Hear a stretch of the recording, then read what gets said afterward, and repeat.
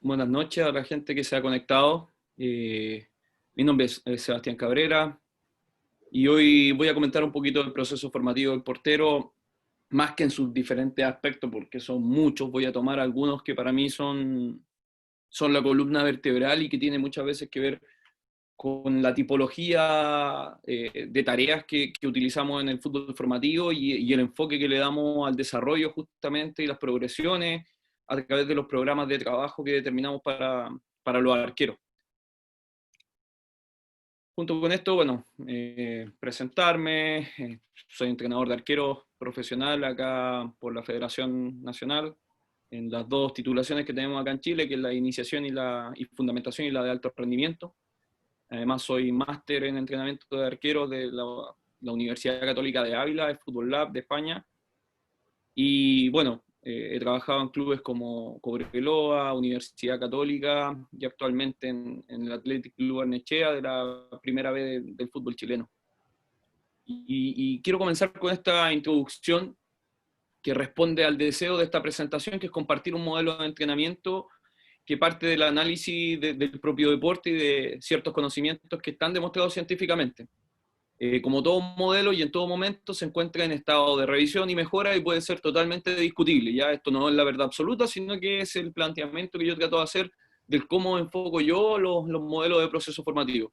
No pretende sentar cátedra ni dar lecciones, simplemente ofrece mi visión de lo que es el entrenamiento, una visión examinada en la respuesta de los arqueros y los resultados que obtenemos ella o con ella día a día. O sea, en el fondo, a partir del trabajo que yo he ido desarrollando a nivel de formación, que es el que más me gusta, y también con los porteros de alto rendimiento de primera y segunda división, he ido viendo un poco los resultados que tiene la propuesta y en función de eso, claramente, es el modelo que quiero presentar hoy en día.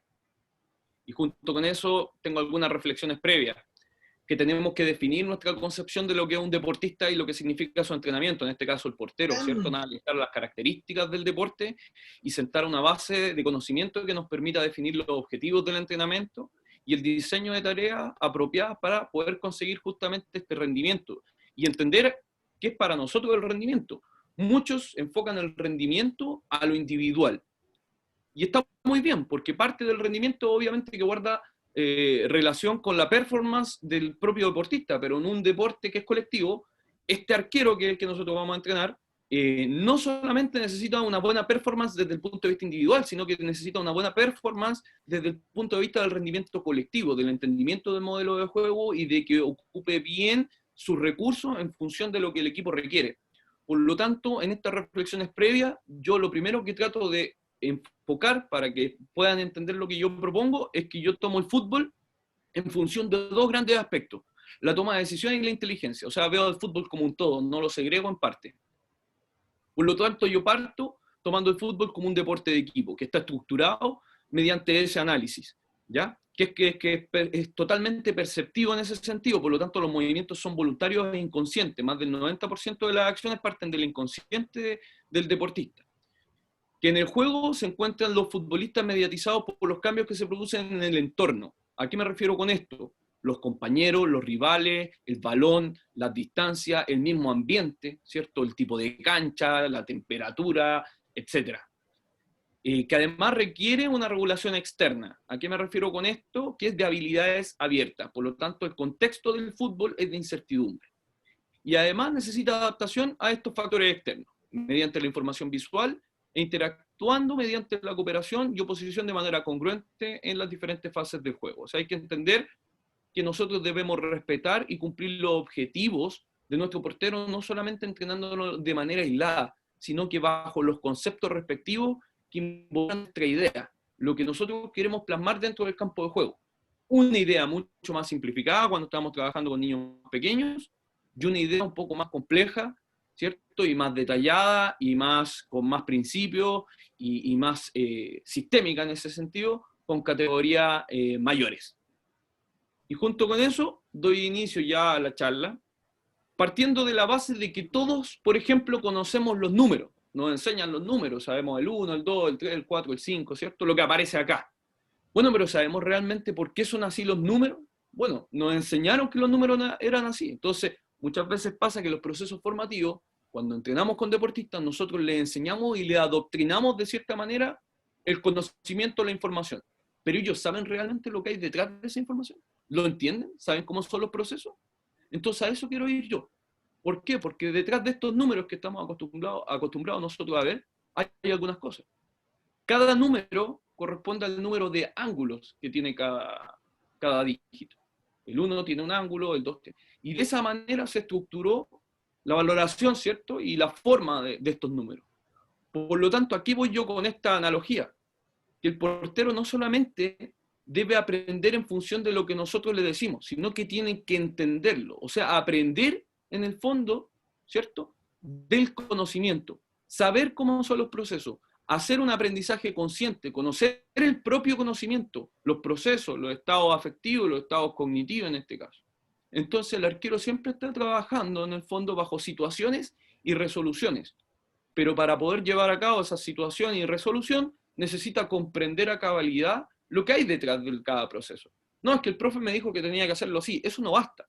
No, yo entiendo por qué tengo que hacerlo así, por qué en esta situación hago este movimiento, por qué en esta situación me comporto de esta manera. A eso atribuye un poquito este modelo que yo les quiero presentar hoy en día. Por lo tanto, parto con esta primera pregunta que dice, ¿podemos solo entrenar la técnica del portero? Y la respuesta es que se define al deportista, al arquero, como una estructura disipativa, formada a su vez por un sistema de estructuras interrelacionadas. O sea, lo primero que tenemos que entender es que todo deportista, en este sistema que nosotros vemos que es el fútbol, son estructuras complejas. ¿Y a qué responde una estructura disipativa? Para que quede claro el concepto. Constituye la aparición de estructuras que son coherentes, que se organizan en sistemas alejados de lo que es el equilibrio. O sea, son sistemas que se adaptan a la inestabilidad. Nosotros no podemos enseñarle a un portero algo que es estable, 100%, y manejarlo siempre en ese estado de estabilidad, porque cuando él se enfrenta a la competencia, ocurren cosas que son diferentes. ¿Por qué? Porque hay contexto, hay rivales, hay distancia, emergen diferentes situaciones que necesitan que este portero se esté adaptando constantemente y se organice constantemente en función de lo que ocurre. Por lo tanto, las demandas están en función de esas situaciones, las situaciones que ocurren en la competencia, ya con todo lo que demanda la competencia. Por lo tanto, nosotros somos sistemas que en el fondo solo podemos existir en conjunción con el entorno. Necesitamos del entorno, porque la fuente que nos va a dar orden a nosotros va a ser justamente el contexto, ¿ya? Entonces estas estructuras se interrelacionan en todo momento, y al ser una unidad, será imposible aislar alguna de ellas, por lo tanto, hablar solamente de entrenamiento de la estructura coordinativa, que es técnica en el fondo, se hace muy difícil. Eso es lo primero que tenemos que tener en cuenta. Yo más adelante les voy a explicar cada una de las estructuras. En el entrenamiento no se busca solo la mejora, sino la optimización del sistema. A eso me refiero yo con lo que previamente les digo. Si yo lo enseño solamente en un contexto de estabilidad, no voy a lograr optimizar ese sistema. Simplemente voy a dar el mínimo de herramientas o recursos para que pueda llegar a competir. Entonces podemos hablar de entrenamiento orientado a la mejora de la estructura coordinativa, cuando hablamos solamente de mejorar la técnica, pero las demás no influyen o no se ven influenciadas. Y lo que nosotros necesitamos es que cuantas más relaciones óptimas existan entre las diferentes estructuras que yo les voy a mostrar más adelante, más posibilidades va a haber de conseguir un mejor rendimiento deportivo. O sea, más aprendizaje significativo interiorizado. Estas son las estructuras que tiene un deportista. Tiene estas 8 estructuras. Una estructura cognitiva, que tiene que ver con el conocimiento del juego, una estructura coordinativa, que tiene que ver con el soporte técnico, una estructura condicional, que tiene que ver con las capacidades físicas, la socioafectiva, que guarda relación con las relaciones interpersonales, la emotivo-volitiva, que es la emoción, el deseo, la creativo-expresiva, que es la comunicación y resolución de los problemas que se nos van a presentar, o sea, esa libertad que tiene muchas veces el deportista para poder tomar decisiones, la bioenergética, que es la que me aporta la energía en el fondo para poder llevar a cabo mis diferentes tareas en el día a día, y en el caso específico del portero, la demanda energética, ¿cierto?, del puesto, y la mental, que finalmente son los objetivos, que es el análisis de dónde estoy yo y hacia dónde quiero proyectarme, ¿ya? Algo que es clave en la vida es tener objetivos, es tener metas, no sueños, porque los sueños no tienen plazo. Los objetivos, las metas, tienen plazo. Y eso es lo que nos mueve. Cuando yo me coloco un plazo, en el fondo trabajo para poder lograrlo. Cuando yo no le coloco un tiempo, difícilmente lo voy a lograr porque siempre lo voy a estar pateando en el fondo. No lo voy a lograr desarrollar. En cambio, cuando yo le pongo un plazo, es mucho más sencillo poder llevarlo a cabo. Y ahí vamos a encontrar, obviamente, a través de algunas reglas que nosotros hablamos, la regla SMART, muchas veces, cómo vamos generando objetivos para nuestro portero en corto, mediano y largo plazo, y no solamente desde el punto de vista de su rendimiento, ¿cierto?, o su crecimiento profesional, sino que también desde el punto de vista de su crecimiento personal. Por lo tanto, se puede desligar, aquí viene la segunda pregunta, ¿se puede desligar el entrenamiento de la técnica de otro tipo de entrenamiento como el táctico o el condicional en los deportes de equipo? Y la respuesta viene definida por la concepción que nosotros damos del deporte. Si es que viene de un paradigma clásico o del paradigma moderno. Y acá se los voy a reducir y les voy a dar alguna información extra. Tenemos dos grandes paradigmas. El clásico, ¿cierto?, que apela a que se estructura en patrones de movimiento estereotipados. O sea, lo que buscamos en el fondo es una repetición. Repetir, repetir y manejar ese patrón de movimiento que nosotros buscamos de la mejor manera posible, ¿cierto? Casi como una coreografía, por decirlo de alguna manera. Por lo tanto, ese patrón se contradice un poco o tiene alguna relación, pero no del todo, con el paradigma moderno. Que el paradigma moderno lo que busca es crear soluciones motrices provocadas por una situación de juego.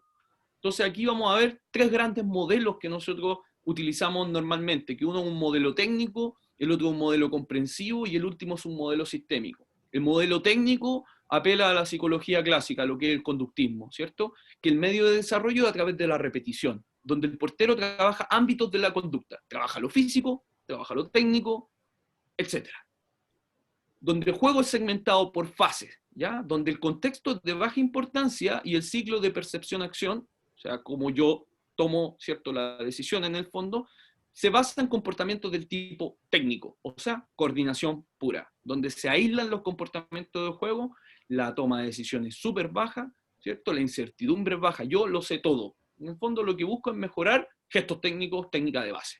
Después tenemos un modelo comprensivo, que es una perspectiva educativa desde el constructivismo. ¿A qué apela esto? A un medio de desarrollo a través del aprendizaje explícito. O sea, yo me pongo al servicio de un profesor que me va a enseñar algo ya, que me va a enseñar cosas, me va a dar tips, me va a dar detalles, cómo mejorar algunas cosas, ¿ya? Esto parte del desarrollo cognitivo, ¿ya? Tiene que ver con el procesamiento ya de la información.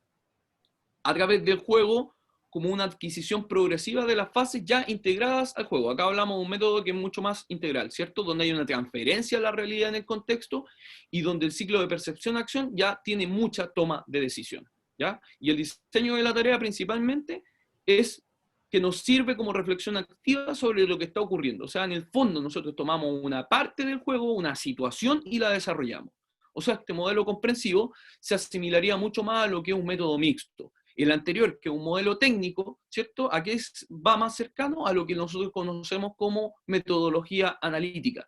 Y además tenemos un tercer modelo, que es el modelo sistémico, ¿ya? Que se acerca y que en el fondo es este paradigma moderno, ¿ya?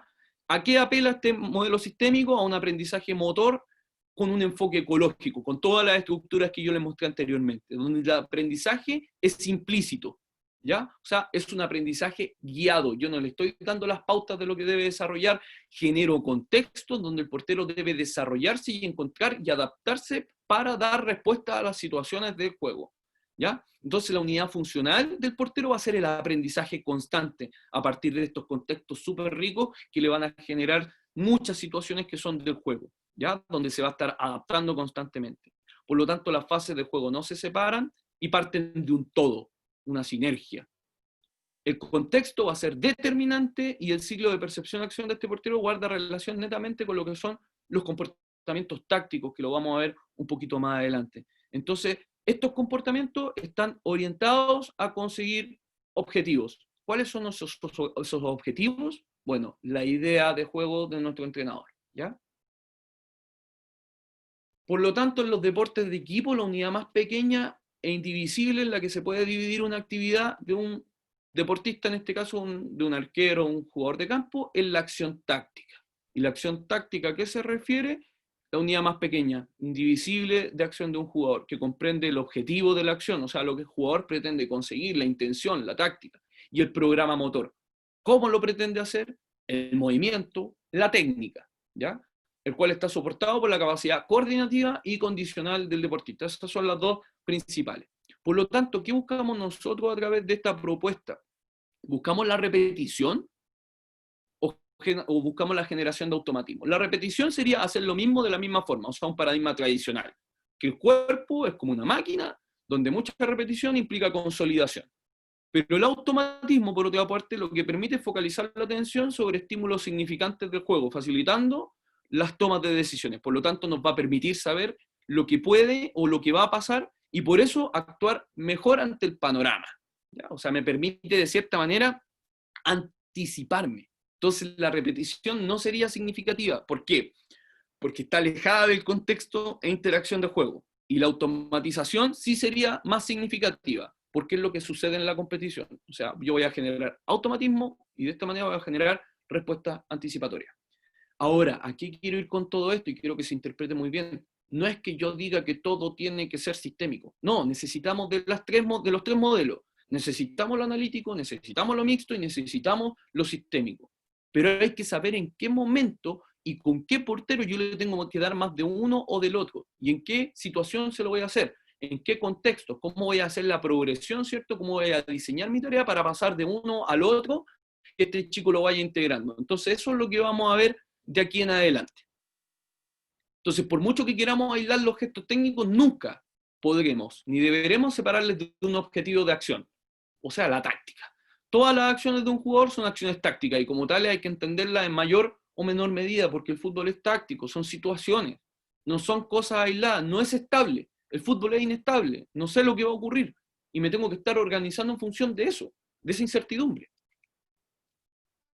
Por lo tanto, otro aspecto que va a ser muy importante y va a ser más importante con categorías un poquito más grandes también, va a ser aprovechar los conocimientos que se han elaborado, ¿cierto?, en función del entrenamiento y utilizar los modelos o gestos técnicos que se definen en la técnica individual. El modelo no solo nos debe aportar rendimiento, sino también seguridad y evitar lesiones. ¿A qué me refiero con el modelo? Nosotros vamos a ver ciertas estructuras, ciertas formas que benefician a algunos porteros que lo hacen de determinada manera. ¿Por qué? Porque ellos encuentran el patrón motor ideal en función de su estructura, ¿ya? En función de su biotipo, en función de su morfología en el fondo. Y nosotros tenemos que respetar eso, ¿ya? Ahora, ¿qué le tenemos que dar? Obviamente las directrices necesarias porque los gestos técnicos, ¿cierto?, guardan ciertos patrones biomecánicos que son necesarios para poder ejecutar dentro de ciertos cánones positivos para el gesto técnico. ¿Ya? No vamos a ver a un muchacho que está haciendo una embolsada como la hacían en los años 50, que la tomaban cruzada, ¿verdad? Sería un poco raro verlo eso hoy en día, no sería lo más correcto. ¿Ya? En ese sentido, lo que nosotros tenemos que buscar es que los chicos hagan la técnica de la mejor manera posible, pero siempre respetando el modelo, porque cada uno es un mundo. Cada uno tiene una estructura, una longitud de brazo, una longitud, un segmento de pierna, ¿cierto? Un centro de gravedad específico a partir de su altura y de cómo lo maneja, una longitud de falange, ¿cierto? La mano de cierta manera, etcétera, etcétera. La altura de pierna la acomoda un poquito más, a otro le acomoda un poquito menos, más cercana, ¿cierto? Otro más lejana, en función de las distancias, etcétera. Por lo tanto, nosotros tenemos que respetar dos grandes cosas, modelos y estilos, que es lo que vamos a definir un poquito ahora. ¿Qué es el modelo entonces? El modelo es el movimiento ideal sacado de grandes deportistas, análisis biomecánico y estudios científicos. Y los modelos son cambiantes. Acá, como ven en la imagen de la derecha, tenemos todos esos porteros, porteros de élite. Si tú me dijeras cuál ataja igual a otro, yo creo que ninguno. Son todos distintos. Comparten puntos en común, ¿cierto? Puntos clave de movimiento, que en el fondo determinan la eficacia del movimiento, pero cada uno encuentra su patrón motor ideal, ¿ya? Por lo tanto, nosotros en lo que nos vamos a basar, sí, son en los aprendizajes perceptivos y decisionales que van ligados al aprendizaje del modelo para rendir. Eso para nosotros va a ser clave. ¿Por qué? Porque en el fondo lo que nosotros queremos es que cada experiencia para el portero sea significativa, ¿cierto? Y en el fondo a partir de sus conexiones neuronales que se van alterando, ¿cierto? Va a generar las competencias para poder resolver tareas y situaciones de juego. Y si necesita sacar algo de alguno de estos porteros lo adopta y lo desarrolla de buena manera, bienvenido, porque son recursos, pero él los tiene que adaptar a su modelo, ¿ya? A su propio modelo, dentro de lo que nosotros vemos. Y después tenemos el estilo, que en el fondo esta adaptación que yo les decía, adaptación de cada portero del propio modelo que vimos, ¿cierto? Dependiendo de sus características antropométricas, condicionales, de la edad, ¿cierto? El nivel de expertise que ellos tengan, ¿cierto? Por lo tanto, una tarea que tenemos que hacer como entrenador de arquero es conocer primero, escoger y analizar los diferentes modelos y que nos sirvan para entrenar movimientos deportivos específicos de nuestro deportista, siempre respetando estilos y etapas de aprendizaje. Entonces, ¿qué se ve mucho ahora? El bloqueo de piernas, por ejemplo, que hace Ter Stegen. Y todos quieren aplicar el bloqueo de piernas que hace Ter Stegen. Bueno, ¿en qué situación? ¿En qué momento? ¿De qué manera? ¿Te sale bien? ¿Lo haces rápido? ¿O a lo mejor el desequilibrio lo hace un poco más rápido? ¿Y para qué situaciones voy a necesitar el desequilibrio, cierto? ¿Cierto? O el barrido de pierna, que le llamamos también en otros países. Bueno, ¿en qué momento bloqueo? ¿En qué momento voy a barrido? ¿En qué momento empujo en lateral? Bueno, todos los recursos son necesarios, no nos podemos quedar solamente con un modelo o con una estructura. ¿Por qué? Porque depende de cada situación el cómo yo voy a resolver, ¿ya? El mismo gol que le vemos un poco ahora en la oleada de Bayern, que le pegan cruzado, trata de hacer el bloqueo de pierna y no llega, y termina en gol. Bueno, a lo mejor quizás si empujaba, cambiaba, ¿cierto? Bueno, pero es el modelo que tiene este portero. Nosotros lo que tenemos que buscar es que nuestros porteros tengan su propio modelo y que sea lo más eficaz, eficiente y efectivo posible, ¿ya? Siempre considerando todos los componentes que integran el fútbol, que son el técnico, el táctico, el físico, el psicológico y el reglamentario. Por lo tanto, ¿qué vamos a buscar entonces nosotros? Lo que nos interesa no es que el deportista aprenda a realizar un movimiento determinado de una forma determinada, que es lo que les dije anteriormente, sino que sea capaz de proyectar ese movimiento en el juego, o sea, que la situación en el fondo la logre interpretar y logre proyectar esa respuesta en función de la situación que se nos presenta. Por lo tanto, lo que vamos a requerir nosotros del portero es adaptación. Y se va a tener que adaptar en función de dos grandes aspectos: que sea eficaz y que sea eficiente. Cuando juntamos esas dos, tenemos un portero que es efectivo. Entonces, entendiendo nosotros que somos sistemas dinámicos, complejos y autoorganizados, tenemos que entender que no hay ningún elemento externo, un entrenador, por ejemplo, y ni siquiera interno, que decida el programa motor ideal, porque el sistema varía continuamente en lo que es configuración muscular, ¿cierto? Y es de manera intencionada.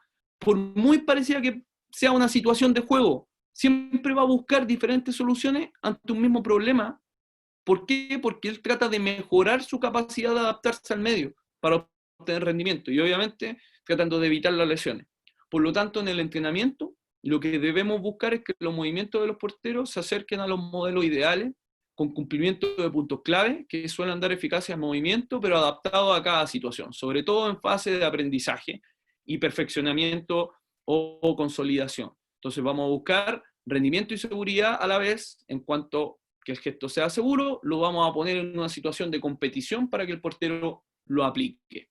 Entonces lo que vamos a evitar es tener como único objetivo la automatización de movimiento. Yo le hablé que lo que buscamos es automatizar, pero no puede ser el único objetivo, ¿ya? Tenemos que automatizar, no repetir repetitivamente, sino que automatización para generar respuestas anticipatorias, pero además también tenemos que perseguir el aumento de la capacidad coordinativa del portero, ¿ya? O sea, también tenemos que, de la mano de esto, tenemos que ir mejorando su gestualidad, su trabajo técnico, pero de la mano, no aislarlo por completo, sino que dentro de la misma tarea, del mismo funcionamiento, mejorar estas capacidades coordinativas. Por lo tanto, para aprender, tendremos que diseñar situaciones de entrenamiento con base coordinativa, con soporte cognitivo, condicional, socioafectivo y todas las estructuras que les nombré anteriormente, ¿cierto? Que tendrá más o menos presencia según la orientación de la actividad, ¿ya? ¿Por qué? ¿Qué vamos a lograr con esto finalmente? Que nuestro cerebro también empiece a intuir muchas veces situaciones. ¿Y cómo hace eso? A partir de experiencia, a partir de muchos contextos, de muchas situaciones, muchas vivencias. Entonces ahora nos vamos a ir a la otra parte, donde Profe, hablamos de los tipos de ejercicios. Sí, dígame. Profesor, disculpa que le corte, la transmisión ahorita se va a cortar. ¿Le parece si nos volvemos a reconectar y seguimos? Por supuesto, no hay ningún inconveniente. Dale, nos volvemos a Estamos acá en los reconectar tipos de con todos ejercicios. los participantes entonces, profe. Muchísimas Vale, gracias. muchas gracias.